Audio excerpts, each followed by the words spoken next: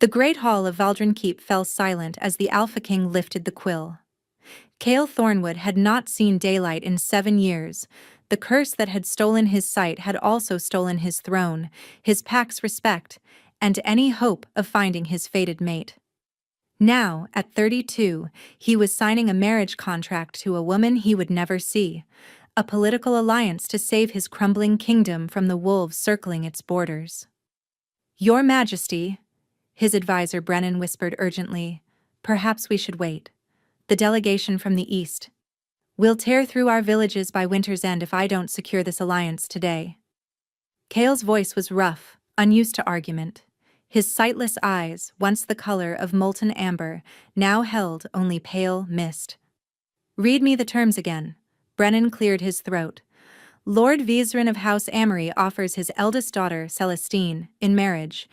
In exchange, you provide military protection for their southern territories and—" "I don't care about territories." Cale pressed the quill to parchment, feeling for the line Brennan had marked with a ridge of wax. "Does she agree to the match?" A pause. "The Lady Celestine has accepted her duty. Duty. Not desire, not even tolerance."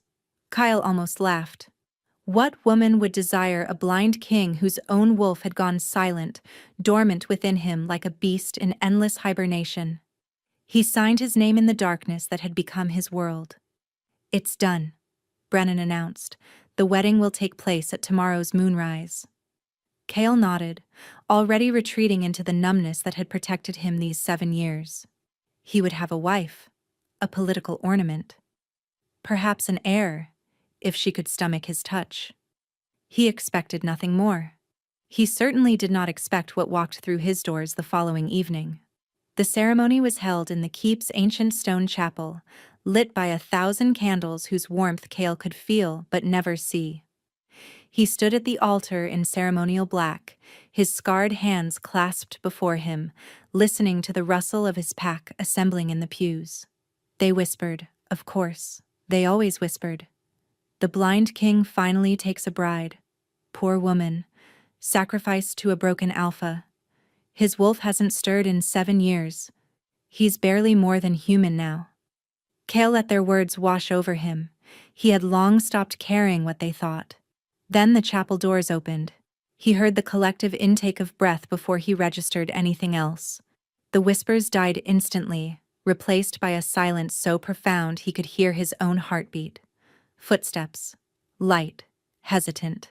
The soft brush of fabric against stone. And then Cale's world exploded. It started as a tremor deep in his chest, a stirring in the place where his wolf had slumbered for so long. The beast rose with a roar that echoed through every fiber of his being, slamming against the walls of his consciousness with desperate, clawing need. Mate. The word tore through him like lightning. His knees buckled. The mighty Alpha King, who had faced assassins and wars and the curse that stole his sight without flinching, nearly collapsed before his entire court. "Your Majesty?" Brennan's alarmed voice came from somewhere distant. But Cale couldn't respond. His wolf was howling, thrashing, weeping with a joy so fierce it bordered on agony. Every instinct screamed at him to move, to claim, to find the source of the scent now flooding his senses. Honeysuckle and moonlight, rain on warm stone, something ancient and wild and unmistakably his. "Who?" Cale rasped, his voice barely human. "Who just entered this chapel?" The footsteps had stopped.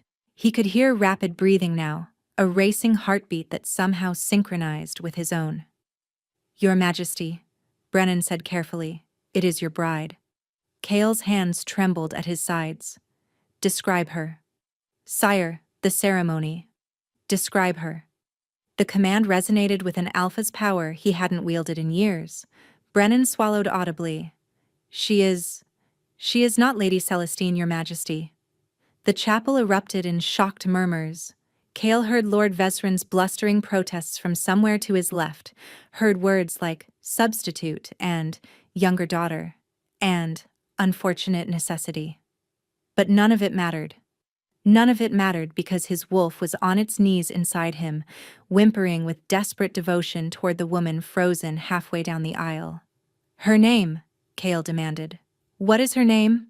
A voice answered, not Brennan's, not Lord Vesrin's, but hers. Soft, frightened, yet threaded with steel. "Sarah. My name is Sarah Amory, and I'm sorry, Your Majesty, but my sister fled in the night. They sent me in her place." Sarah had known this was a death sentence the moment her father shoved her into the carriage. "You will take Celestine's place," Lord Vesrin had commanded, his face purple with rage and shame. "You will tell no one of your sister's cowardice.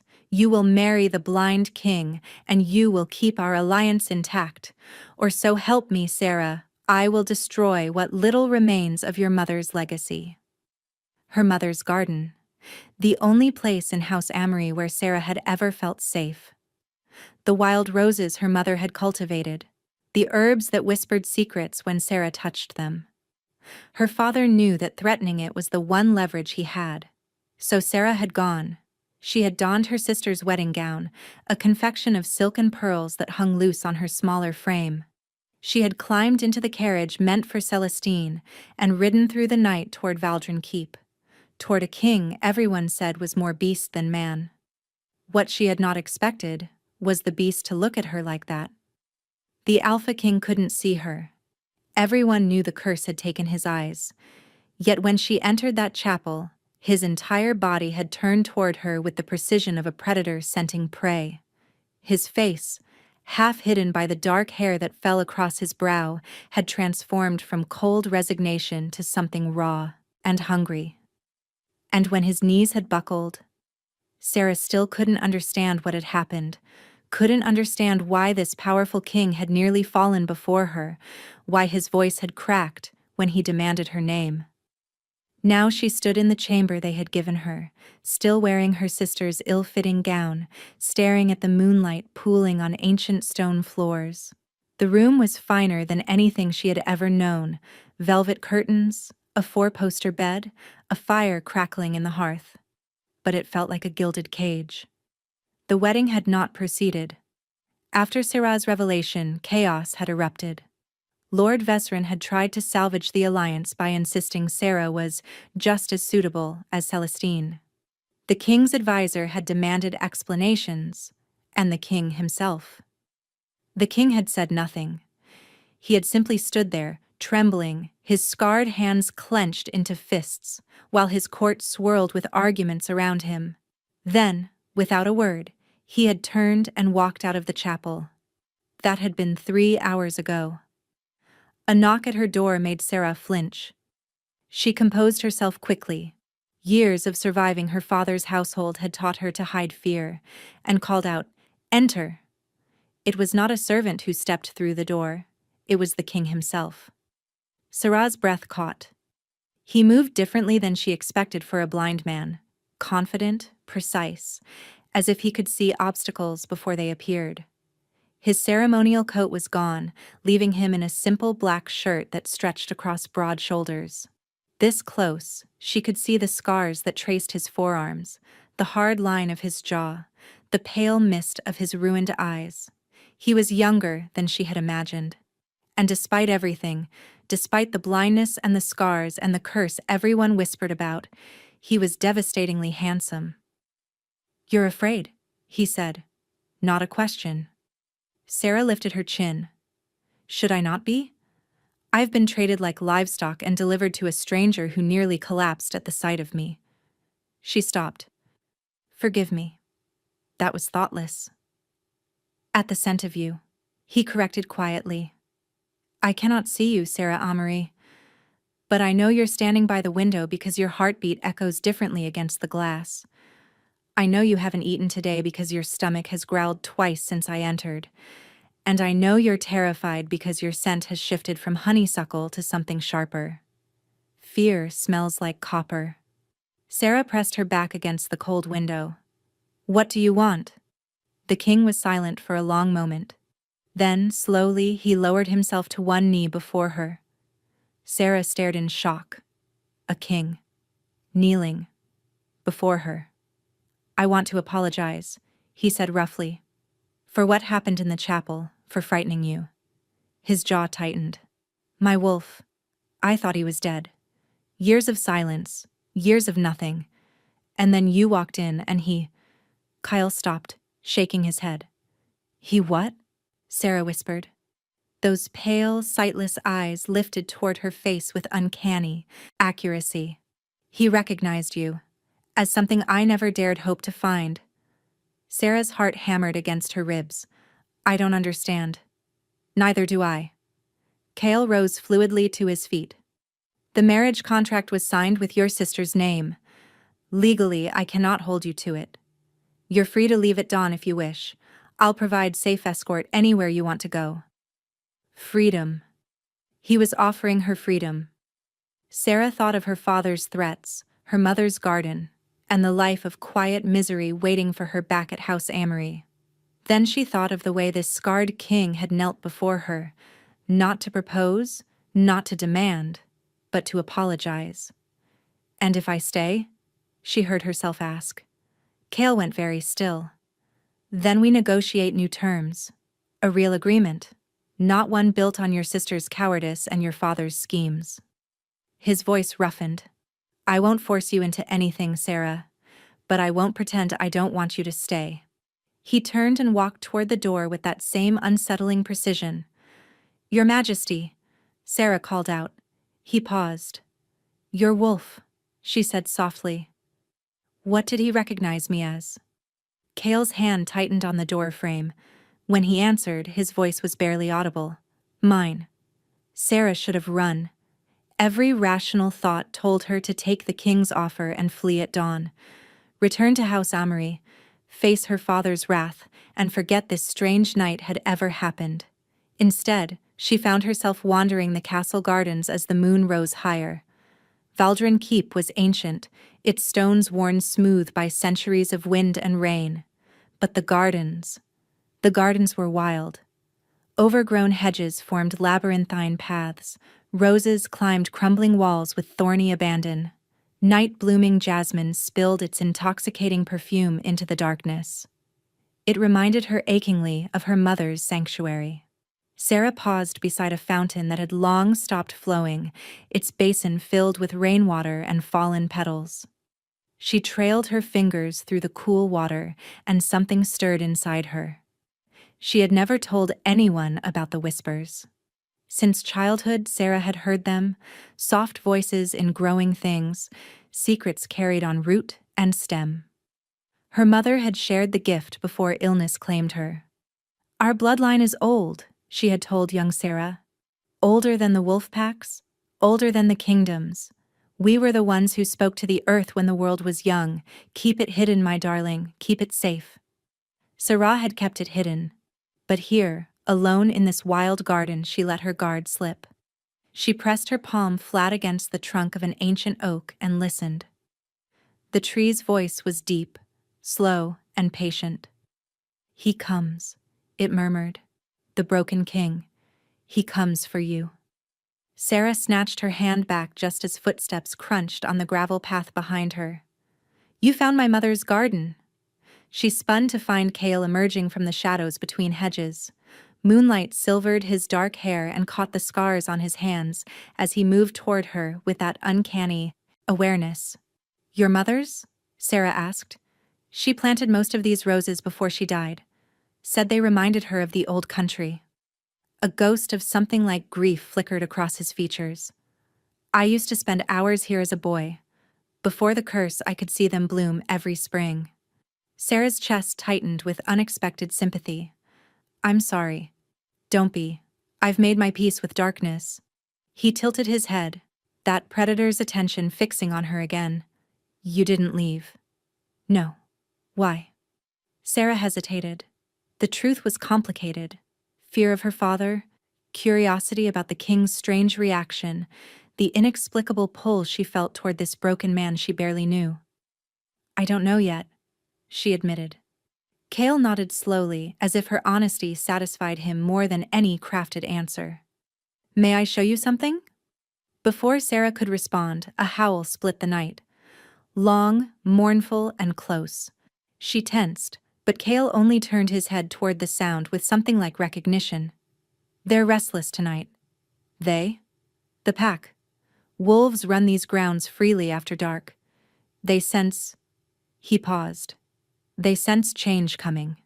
Another howl answered the first, then another, until the night sang with their voices. Sarah should have been afraid. Instead, she felt something stir in her blood, an ancient response to a call she didn't understand. "You're not frightened," Kale observed. "Should I be?" "Most humans are terrified of wolves." Sarah looked at him directly, though he couldn't see it. "I grew up in a house full of monsters who wore human faces. Wolves are honest about what they are." Something shifted in Kale's expression. Surprise, then approval, then something deeper that made Sarah's pulse quicken. "Come with me," he said.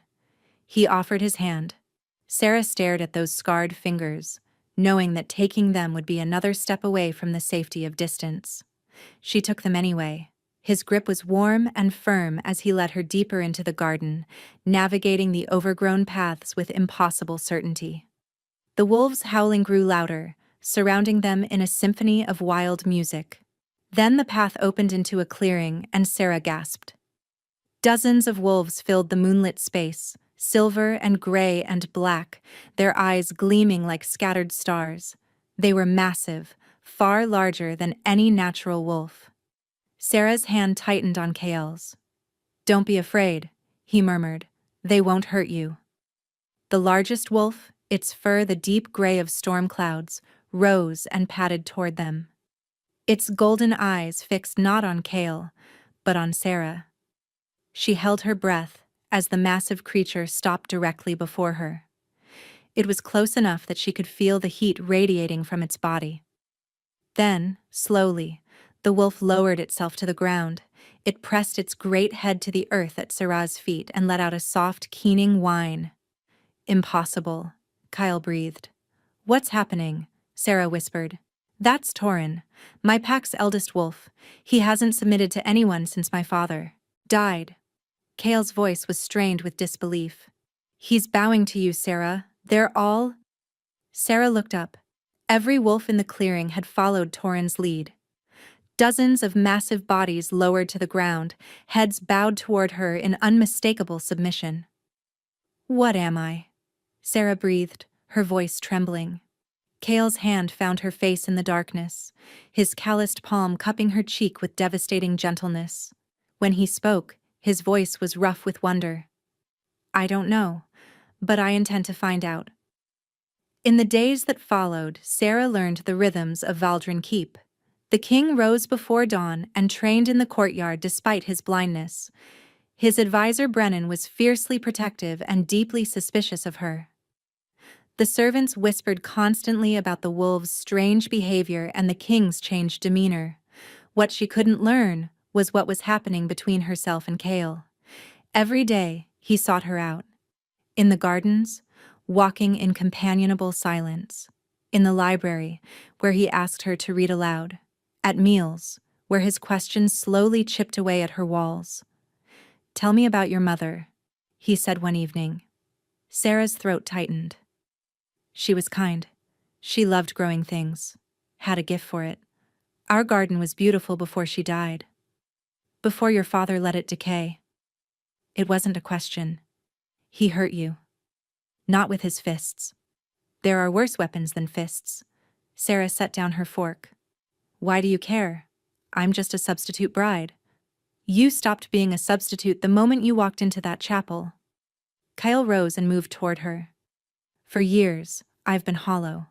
My wolf retreated so far inside me that I forgot what it felt like to have him there. Then you appeared and he woke. He recognized you as something essential." "As your mate," Sarah whispered. "As my mate." The word hung between them. "Among my kind, a fated mate is sacred. The other half of our soul. Most wolves never find theirs." His hand found her shoulder. "I had given up hope." Sarah's heart raced. "And if your wolf made a mistake?" "Wolves don't make mistakes about mates." "But I'm human." "Are you?" His thumb brushed her jaw. The wolves in that clearing didn't bow to a human, they bowed to something old. Sarah's heart skipped. Her mother's words echoed in her memory. Before she could respond, a commotion erupted in the corridor. Shouting voices, running footsteps. Cale moved instantly, placing himself between Sarah and the door. It burst open. "Your Majesty!" Brennan stumbled in. "Riders from the east. 300 at least. Flying Lord Kaelin's banner." Cale's hands clenched. "My cousin. The one who tried to claim my throne after the curse. He says the marriage contract was fraudulent. He's calling it grounds for war." The blood drained from Sarah's face. "I should go. If I leave." "No." Cale turned toward her. "You're not going anywhere. Kaelin has wanted my throne for years. You're just an excuse." He took her hands. "Whatever happens, you stay in this castle. Promise me." "I promise," she whispered. He lifted her hands to his lips and pressed a kiss to her knuckles. "Brennan, summon the War Council. And there's something else." Brennan's voice went strange. "Lord Kaelin has brought someone, Lady Celestine." Sarah's world tilted. Celestine, the bride who had fled. Cale's expression shuddered closed. "Then we'll finally learn who I truly married." He walked out without looking back. Sarah stood frozen, her hands tingling from his kiss, her heart cracking along fault lines she hadn't known existed. Whatever Celestine had come to claim, Sarah would not surrender without a fight. 3 days passed in agonizing silence. Kyle had not come to see her. Sarah took her food alone, listening to war preparations, hammers on steel, commanders drilling soldiers, hooves thundering through the gates. And beneath it all, the howling of wolves. They sang every night now. Sarah would stand at her window watching their silver shapes, feeling an inexplicable pull toward them. But it was Cale she ached for. The absence of him was physical, a hollow space beneath her ribs that grew more painful with each hour. She listened for his footsteps, turned toward every opening door. "This is madness," she told herself. "You've known him less than a week." But her heart refused to listen. On the 3rd night she crept to the gardens and pressed her palm to the ancient oak. "He suffers," the tree whispered. "The wounded king denies himself what his wolf craves." "Why?" "Guilt. Fear. The sister comes. He believes he must let you go." Tears burned in Sarah's eyes. He was suffering for her, trying to give her freedom even as it destroyed him. "Where is he?" "The North Tower. He goes there when the pain grows too great." Sarah ran. The North Tower was the oldest part of Valdrin Keep. Sarah climbed the spiraling stairs with her heart pounding, knowing only that she couldn't bear another moment of distance. The door at the top stood slightly ajar. She pushed it open and found Cale standing at the tower's edge, his hands gripping the battlements, his face tilted toward a sky he couldn't see. "You shouldn't be here." "Neither should you," Sarah replied, standing at the edge of a tower in the dark. A sound escaped him, not quite a laugh, not quite a sob. "My wolf would never let me fall." "Is that what you wish? For him to be silent again?" "I wish I could stop feeling you every moment of every day." He turned toward her, and she gasped at his haggard face. "My wolf knows where you are every second. The bond pulls at me like a hook in my chest." "Then why do you stay away?" "Because you deserve better. You were traded like property, bound to a broken king who cannot even look upon your face." "Cale, Celestine arrives tomorrow. I will dissolve whatever claim exists between us. You will be free." "And if I don't want to be free?" He went utterly still. "I know exactly what I'm saying," Sarah continued, cupping his face in her hands. "I have spent my entire life being invisible. Then I walked into your chapel, and someone saw me. I can't see anything. You see me. You knew I was afraid before I spoke. You see me more clearly than anyone with perfect vision ever has." His hands covered hers, trembling. "The bond. is not the reason I'm here. I'm here because when you knelt before me and apologized, no one had ever treated me with such respect. Because somewhere in these past days, I stopped being a substitute and started being someone falling in love with you. A raw sound tore from his throat. His arms came around her with crushing force. You cannot love me, he said into her hair. The curse, the war. Let it come. I'm not running. For a long moment they held each other. Then he pulled back to frame her face in his hands. If you stay, I cannot promise I will be able to let you go. Then I'll be yours, truly yours. His thumb traced her jaw to the sensitive spot where her neck met her shoulder. She shivered. Not yet, he murmured. Not until you understand what you're choosing. A horn shattered the night. Cale's head snapped toward the sound. That's the Eastern Watchtower. They've arrived early. He grabbed her hand. Stay in your chambers. Bar the door. Promise me.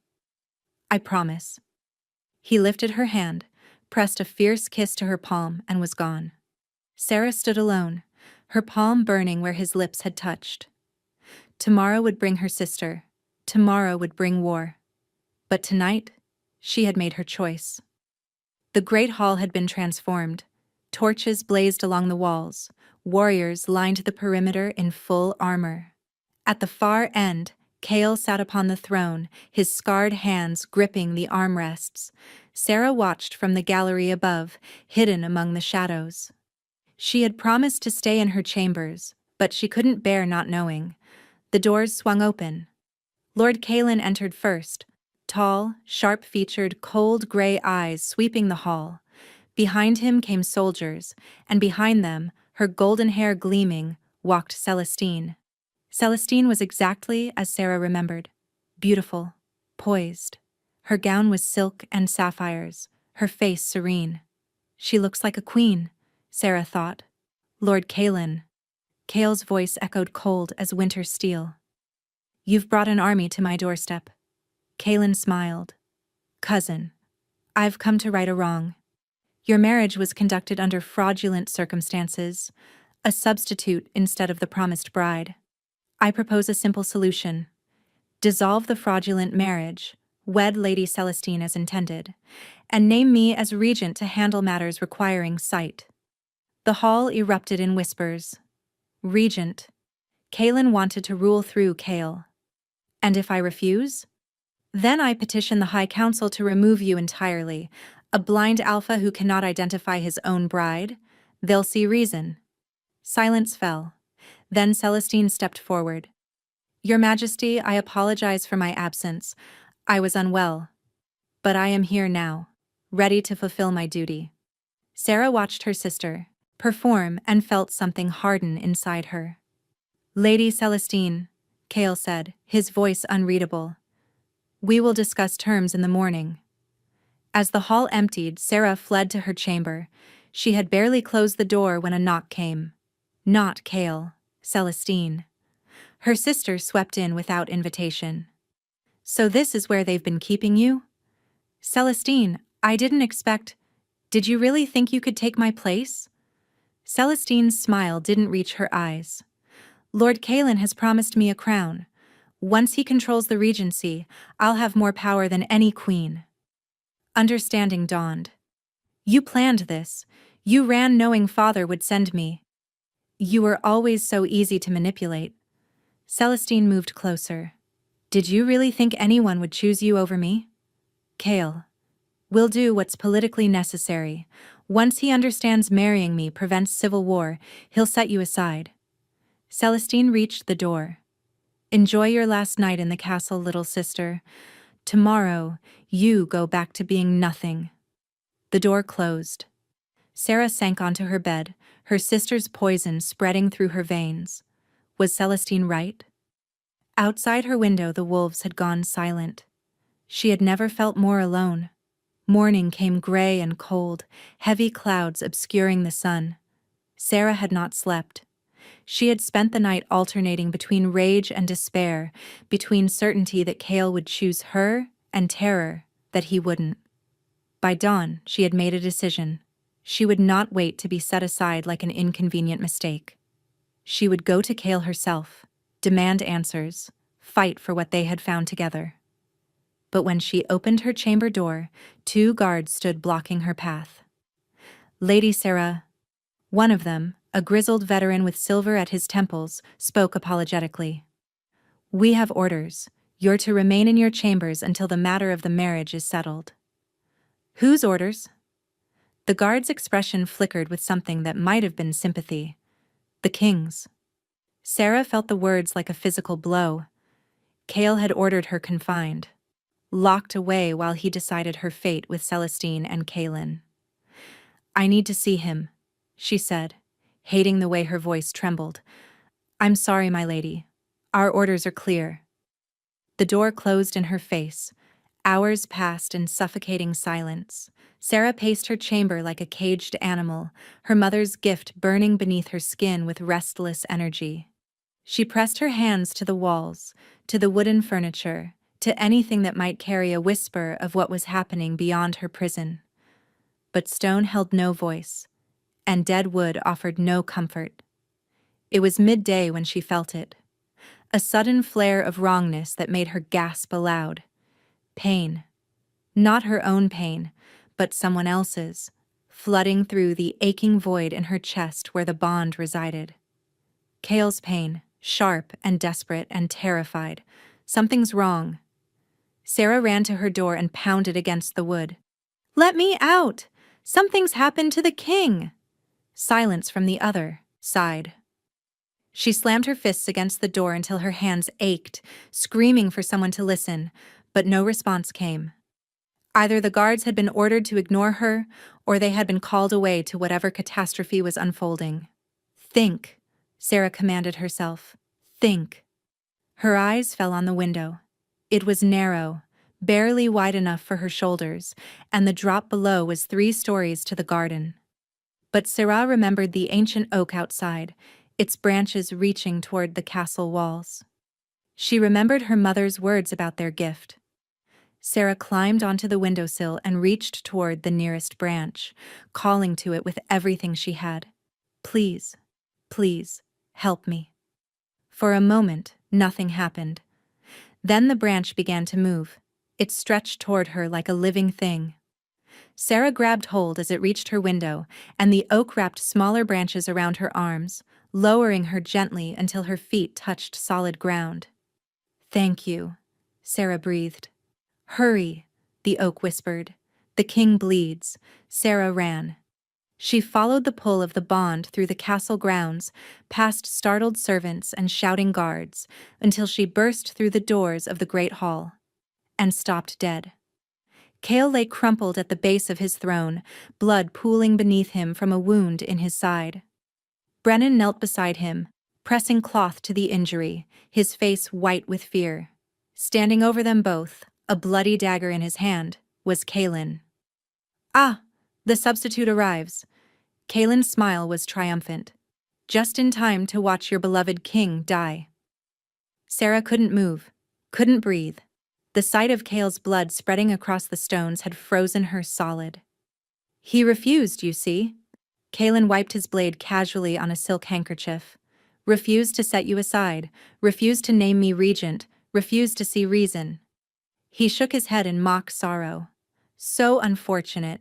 The blind king, murdered by assassins in his own hall, and I, his grieving cousin, forced to take the throne to maintain order." "You'll never get away with this," Brennan snarled. "Who will stop me?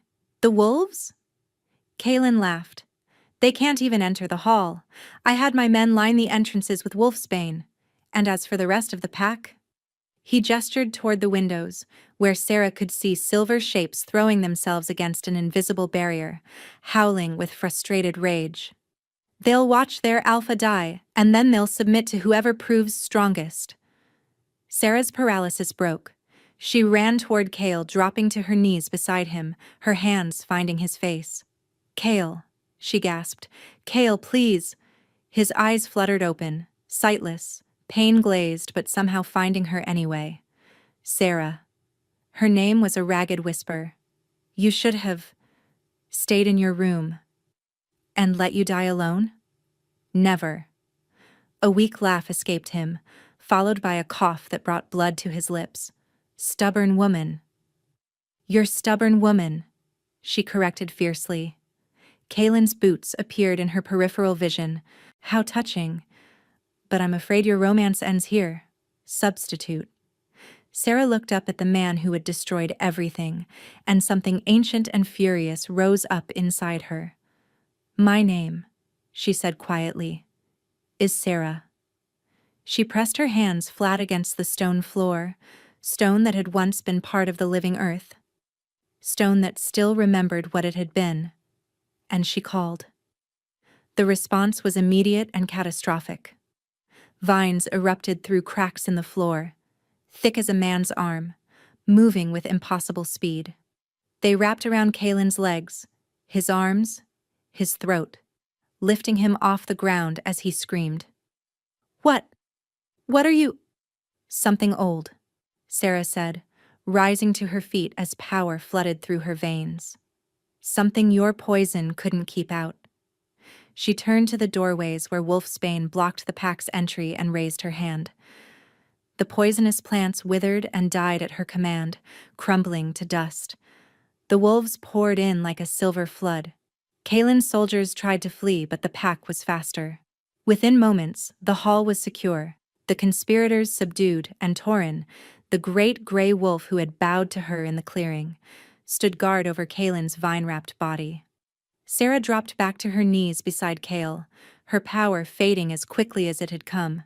Brennan, we need a healer. No. Kael's bloody hand found hers. You. It has to be you. I don't know how. You do.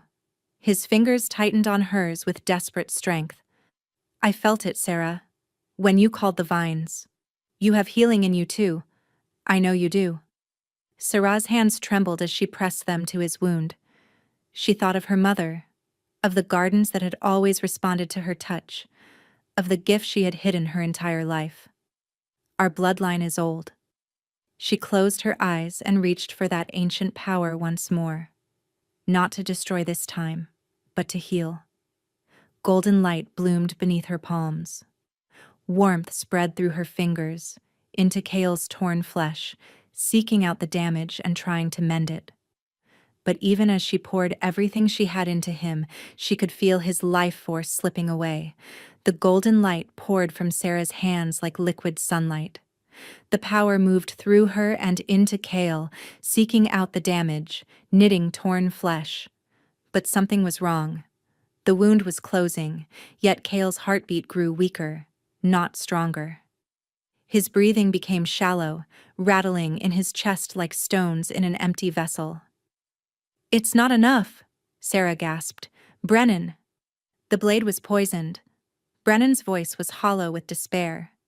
Your healing is fighting the wound, but the poison is still spreading through his blood. Sarah pushed more power into him, drawing from reserves she didn't know she had. Still his life force flickered like a candle in a hurricane, guttering toward darkness. No, I won't lose him. Not now. Not after everything we've survived to find each other. There has to be something else, she said desperately. Some way to save him. The bond. The word came from Torin, except it wasn't Torin anymore. Where the great gray wolf had stood, a silver-haired man now crouched, his golden eyes filled with knowing. The mate bond, Torin continued. It is incomplete between you. If you complete it now, your life forces will merge. Your strength will become his. It may be enough to burn the poison from his blood. How? Sarah demanded. You must claim him as he would have claimed you. The bite. The mark. The binding of souls. Sarah's hand flew to her throat. If I do this, what happens to me? You will be his, and he will be yours. Forever. There is no undoing a completed bond. Torin's expression softened. His pain will be your pain, his joy, your joy. You will never be alone again, but you will never be only yourself again either. Sarah looked down at Kael's ashen face. His lips had gone blue. His heartbeat was barely a whisper now. She thought of all the reasons she should hesitate. They had shared only days together. She didn't fully understand what completing this bond would mean, but when she searched her heart, she found no doubt, only certainty, bright and blazing. "I choose him," she said. "I choose us." She leaned down, her hair falling around them like a curtain, blocking out everything except the man beneath her. "Kyle," she whispered against his ear, "I need you to hold on." His eyes fluttered. Those beautiful, ruined eyes that had never seen her face but had seen her soul more clearly than anyone. "Sarah." Her name was barely a breath. "You should let me go." "Never." She pressed her forehead to his. "You told me wolves don't make mistakes about mates. Well, I'm choosing you. Now and forever." "I don't understand." "You will." Sarah looked at the place where his neck met his shoulder, the same spot he had traced on her skin. She lowered her mouth to that spot and breathed in his scent one last time. Pine and winter frost. Home. Then she bit down. The world shattered. Sarah had thought she understood connection. She had spoken to trees, felt the whispers of growing things, and sensed the faint echo of Cale's emotions through their incomplete bond. But nothing had prepared her for this. Cale's consciousness crashed into hers like a tidal wave. She felt everything he was, everything he had ever been.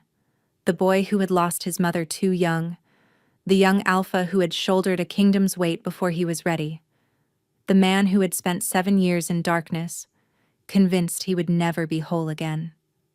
She felt his love for her, staggering in its intensity. Not the gentle affection of courtship, but something primal and absolute.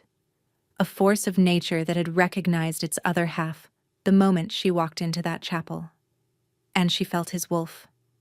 The beast rose to meet her with pure, overwhelming joy. He had waited so long, searched so long, and now, finally, his mate had claimed him. "Ours," the wolf howled through their shared consciousness. "She is ours and we are hers." Golden light exploded outward from where Sarah's teeth had broken Cale's skin. It swept through the great hall like a sunrise, burning away shadows, purifying everything it touched. Where it met the poison in Cale's blood, the darkness simply dissolved, unable to withstand the combined force of their merged souls. Sarah felt the moment Cale's heart began to beat strongly again. Felt his lungs fill with air, his blood surge through healing veins. Felt his consciousness sharpen from the fog of death into blazing awareness. Sarah. His voice in her mind was wonder and worship and wild, desperate love. Cale. She lifted her mouth from his throat. The wound she had made was already healing, leaving behind a mark that shimmered faintly gold, a claim visible to any who looked, declaring to the world that the Alpha King belonged to her. Cale's eyes snapped open, and Sarah gasped, because where pale mist had been before, now blazed molten amber, bright and burning and seeing. "Cale," she breathed, "your eyes." His hand came up to cup her face, trembling against her cheek. He was staring at her with an expression of such overwhelming emotion that Sarah felt tears spill down her own cheeks. "I can see you," he whispered. "Sarah, I can see you." She laughed through her tears, joy and relief flooding through her in equal measure. The bond, it must have broken the curse. But she didn't get to finish, because Cale surged up and captured her mouth in a kiss that obliterated every thought in her head. It was fierce and tender and desperate all at once. 7 years of darkness and loneliness poured out of him and into her through the press of his lips. Sarah felt his emotions through their completed bond, disbelief, gratitude, love so vast it seemed to contain universes, and she answered with her own. "I'm here. I'm yours. I'm not going anywhere." When they finally broke apart, both gasping for breath, Sarah became aware of the silence around them. Every wolf in the hall was watching, some still in beast form, others shifted to human, all with expressions of awe. Torin was smiling, his golden eyes bright with unshed tears. "The bond is complete," the ancient wolf announced, his voice carrying through the hall. "The Alpha King has found his true mate, and she has claimed him before us all." A howl rose from one wolf, then another, then dozens more, until the great hall rang with their voices. It was not a sound of mourning or war, but of celebration, of joy, of a pack welcoming its new queen. Kale helped Sarah to her feet, keeping her close against his side. She could feel his strength returning with every passing moment, the bond between them feeding him power even as it fed her his. "You saved me," he said, his amber eyes never leaving her face, drinking in every detail as if he could never look enough. "You claimed me. You gave up everything you were to become mine." "I didn't give up anything." Sarah reached up to touch his cheek, marveling at the way his eyes tracked her movement, at the love written openly across his features. "I gained everything. I gained you." "You gained a kingdom at war," he reminded her gently. "A throne surrounded by enemies. A mate who spent years broken and blind." "I gained a man who knelt before a frightened stranger and offered her freedom," Sarah interrupted. "A king who refused to set me aside even when it meant his death. A wolf who waited in silence for his other half." She rose on her toes and pressed a soft kiss to his lips. "I got the better end of this bargain." Kale's arms tightened around her, and through their bond, she felt the walls he had built around his heart finally, completely crumble. "What did I ever do?" he murmured against her hair. "To deserve you?"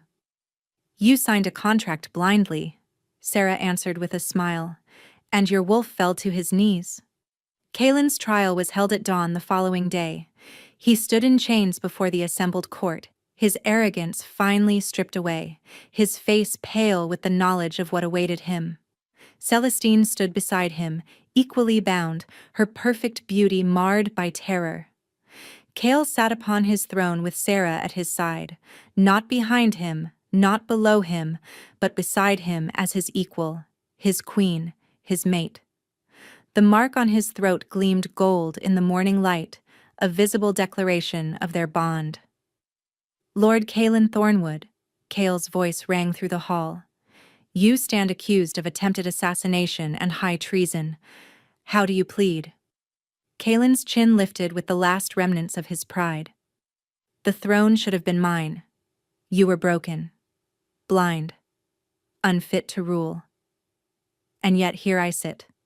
Kale's tone was ice. "Healed by my mate, my sight restored by the bond you tried to prevent. You gambled everything on my weakness, cousin. You lost." The sentence was exile, permanent banishment to the frozen wastelands beyond the northern mountains, where Kalen would live out his days far from any throne he might covet. Celestine received the same punishment. When the guards came to lead her away, she turned to Sarah one last time. The venom was gone from her eyes now, replaced by something that might have been regret. "I underestimated you," Celestine said quietly. "The spare, the nothing. I never imagined you could become this." Sarah met her sister's gaze without flinching. "Neither did I. But perhaps that's because you never bothered to look." She watched Celestine disappear through the great doors and felt nothing but relief. That night, Sarah stood in the castle gardens beneath a canopy of stars. The wolves sang in the distance, their voices weaving through the darkness in celebration of their new queen.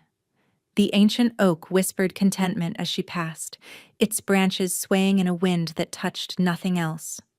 Kale found her by the fountain, as she had known he would.